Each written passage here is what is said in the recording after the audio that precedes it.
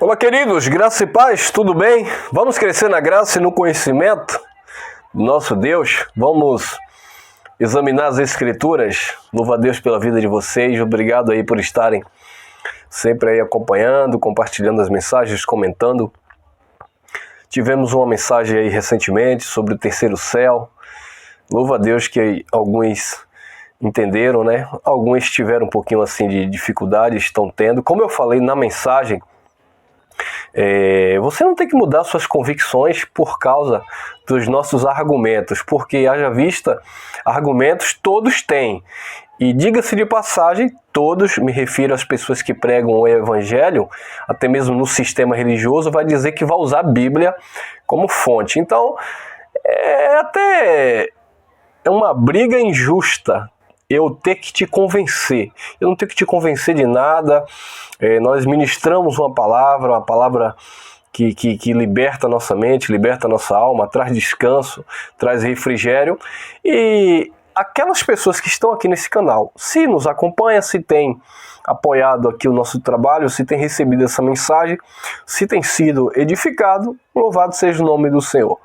E nós vamos sempre estar trazendo à luz, né, das Escrituras, alguns textos, alguns assuntos que talvez pode acontecer, isso é normal. Há um tempo atrás nós termos falado de outro ângulo, termos tido outra percepção.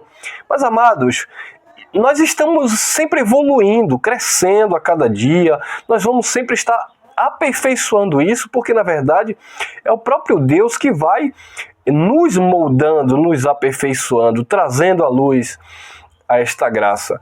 E assim, temos que ter claro, obviamente, a humildade de reconhecer aquele ponto ali, não foi bem assim, eu aprendi, eu falei, naquele tempo, naquele momento, aquela era a percepção, o entendimento que eu tinha. Hoje nós já conseguimos alcançar um nível mais elevado de entendimento, porque é de fé em fé, é de glória em glória. Nós vamos sempre estar tocando, né, em alguns assuntos, algumas mensagens passadas, para estar sempre trazendo essa questão, tá bom? Mas eu quero trazer uma mensagem simples, a simplicidade do Evangelho de Cristo.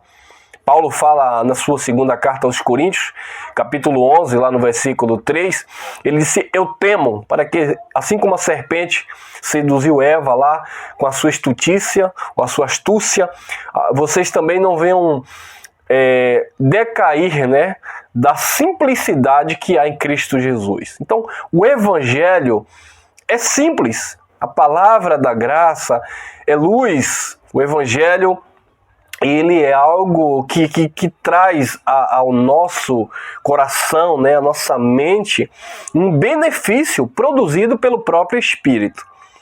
Eu quero falar sobre procedimento dos filhos da luz. Bom, se nós somos filhos da luz, obviamente nós não estamos em trevas, né? Jesus disse que aquele que está nele, e ele é a luz, né? A luz tudo manifesta. Aquele que está em Cristo está na luz. Como filhos da luz, nós devemos refletir essa luz que há em Cristo, né? Este conhecimento e esse procedimento como tais, como filhos da luz. Eu quero trazer uma lição que se encontra na carta de Paulo aos Efésios, capítulo 4.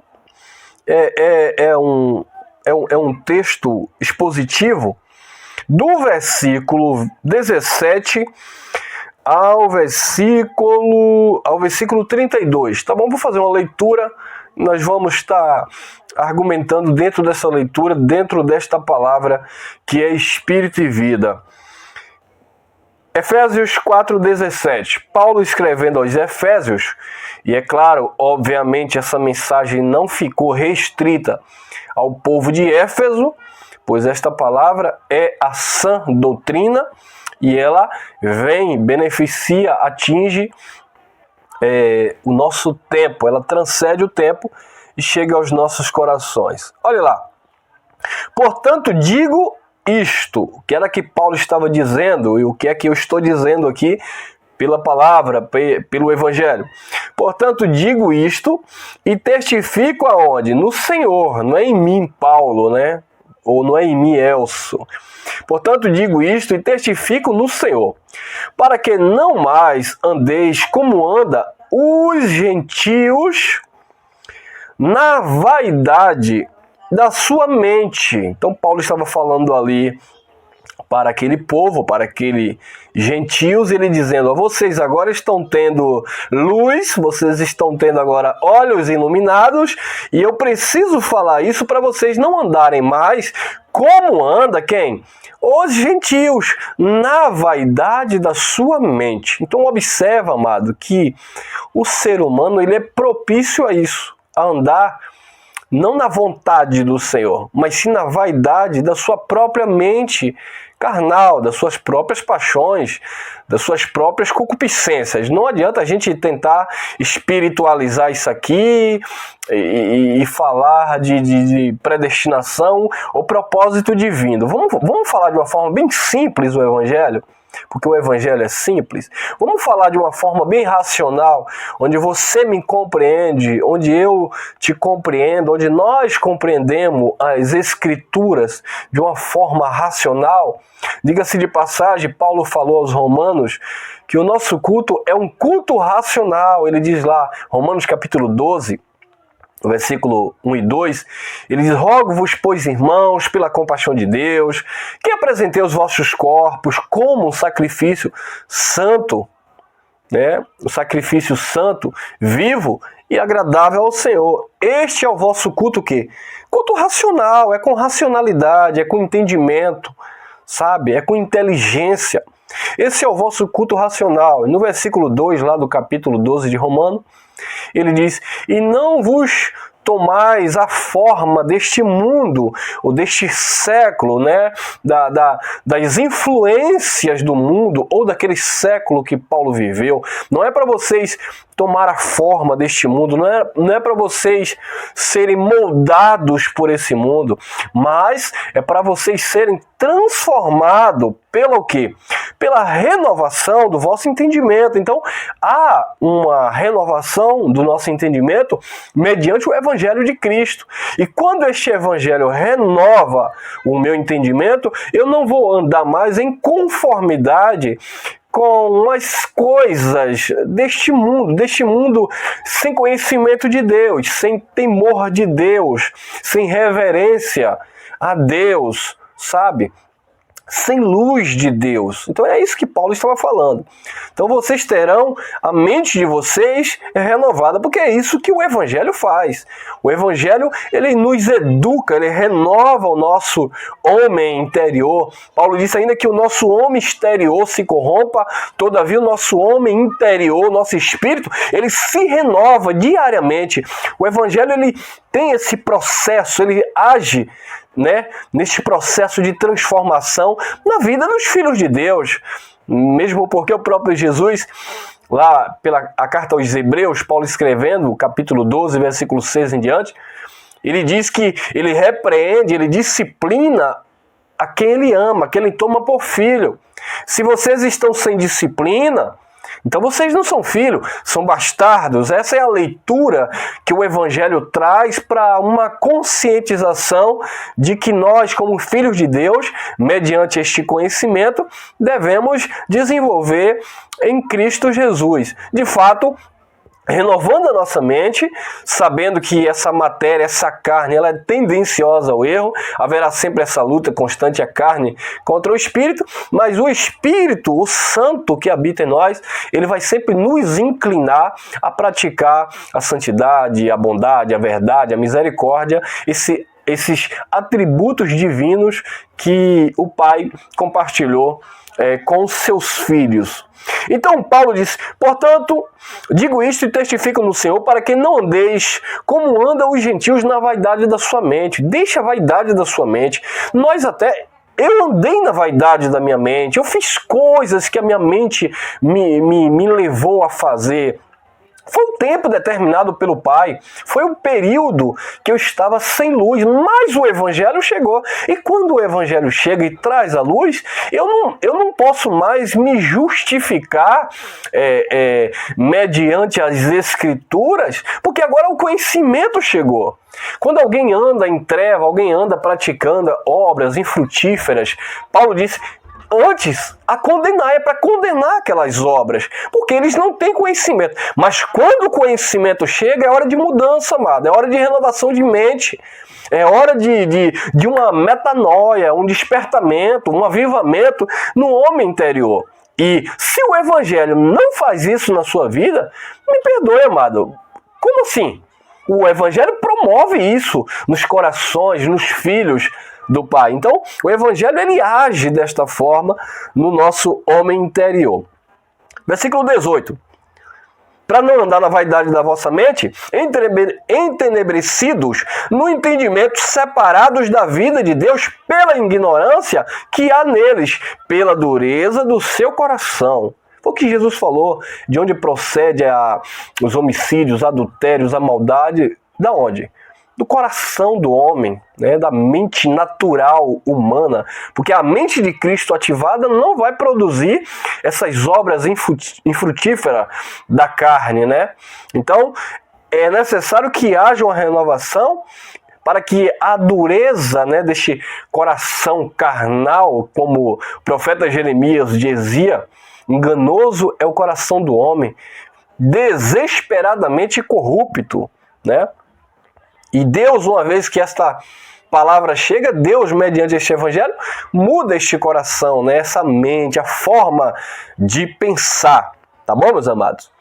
19. Os quais, tendo se tornado insensíveis. Interessante isso.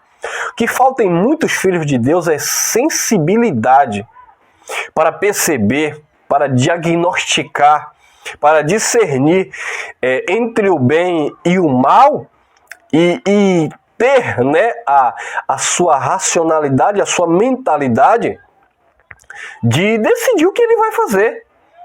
Ou nós somos robôs teleguiados que nós não pensamos, nós não raciocinamos, nós não discernimos. Não, Deus não te fez uma máquina.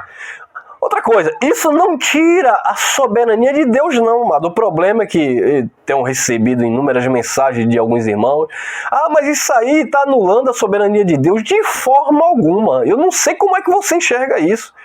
Que eu tenho o meu livre-arbítrio na minha horizontal, na horizontal, porque na vertical, no que tange as coisas espirituais, eu não tenho um livre-arbítrio. Salvação eterna é de Deus, o batismo com o Espírito é de Deus, escolha, predestinação, eleição, pré-existência, escolha antes da existência do cosmo. Isso tudo é na vertical, isso é Deus. Agora na horizontal, eu tô aqui com essa camisa, eu como aquele tipo de comida, eu penso, nós temos uma mente pensante.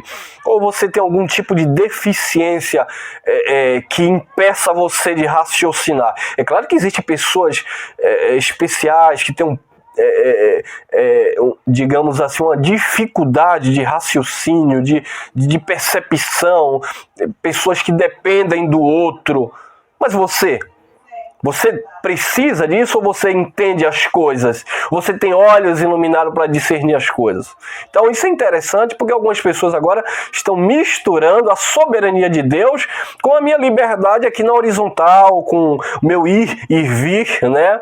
Então é complicado, mas é complicado. Mas nós vamos estar sempre trazendo o Evangelho na simplicidade, para trazer luz a esses textos que aparentemente você não pode pensar, você não pode andar, você não pode agir, porque Deus não deixa. Não, Deus deixa. Deus está sempre no controle de tudo. Deus não perde para ninguém.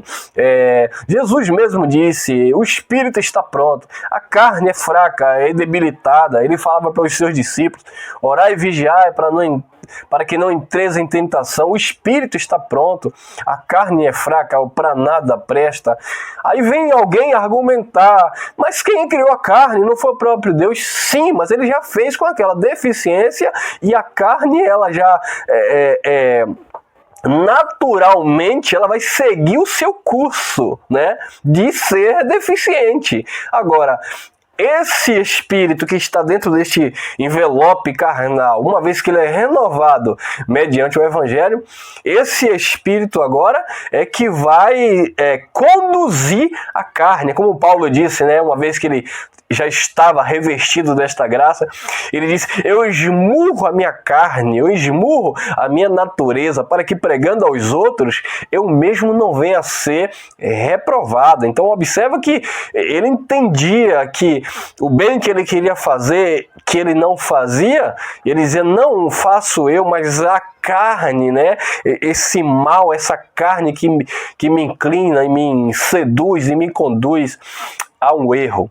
Então, amado, vamos parar de querer colocar Deus, que é espírito, nas coisas humanas correlacionadas à matéria e as coisas terrenas, porque Deus trata conosco com as coisas espirituais, e é de coisas espirituais que nós estamos falando aqui, uma vez que esta palavra é espírito e vida, e ela educa, né, o nosso homem interior, que assim faz com que vençamos essa natureza caída, essa herança terrena.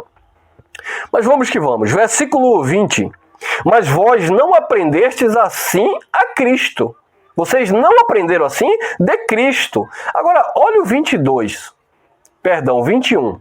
Se é que o ouvistes e nele em Cristo fostes instruídos ou ensinados conforme a verdade que há em Cristo Jesus. Então, se é que vocês forem instruídos, ensinados, conforme a verdade que há em Cristo Jesus. Então, olha o contexto.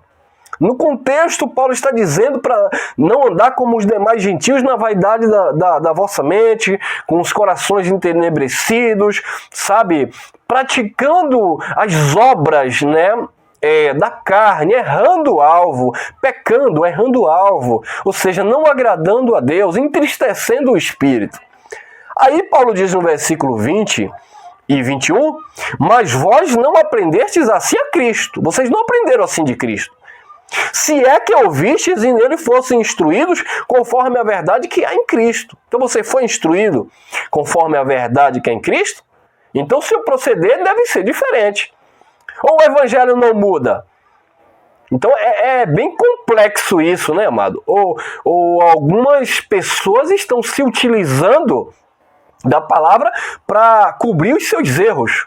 Já ouvi pessoas dizendo assim: meu filho nasceu assim e eu me preocupava porque ele não mudava, mas agora eu entendo que Deus determinou que ele seja isso.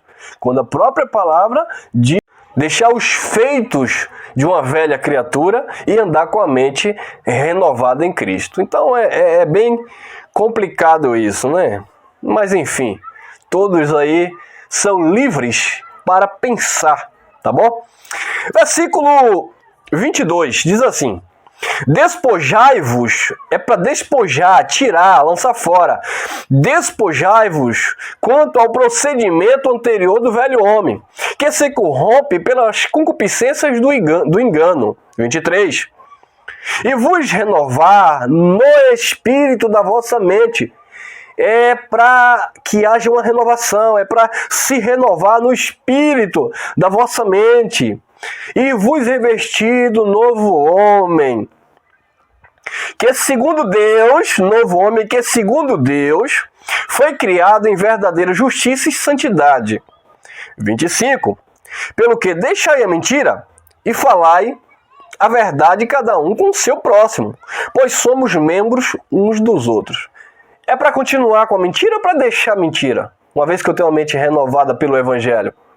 A mente renovada pelo Espírito, né? Da revelação. Então tem que haver essa renovação na nossa mente, mediante o conhecimento da palavra de Deus. Eu vou pular alguns versículos para nós fecharmos. Versículo 28. Aquele que furtava, não furte mais. Antes, Trabalhe fazendo com as mãos o que é bom, para que tenha o que repartir com os que têm necessidade. Versículo 29. Olha o que o Evangelho nos ensina. Não saia da vossa boca nenhuma palavra torpe, mas só que seja boa para a necessária edificação,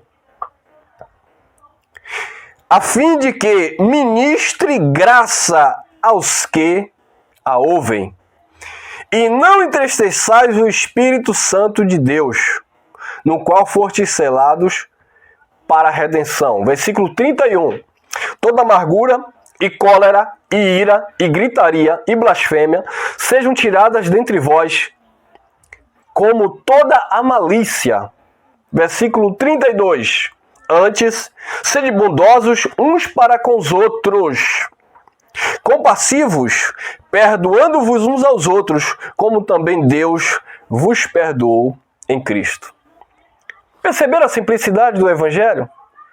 Que como nós prestamos um culto racional mediante a sua palavra, esta é a simplicidade do Evangelho, que traz uma conscientização, uma mudança, mediante uma renovação que há na nossa mente pelo conhecimento do Pai.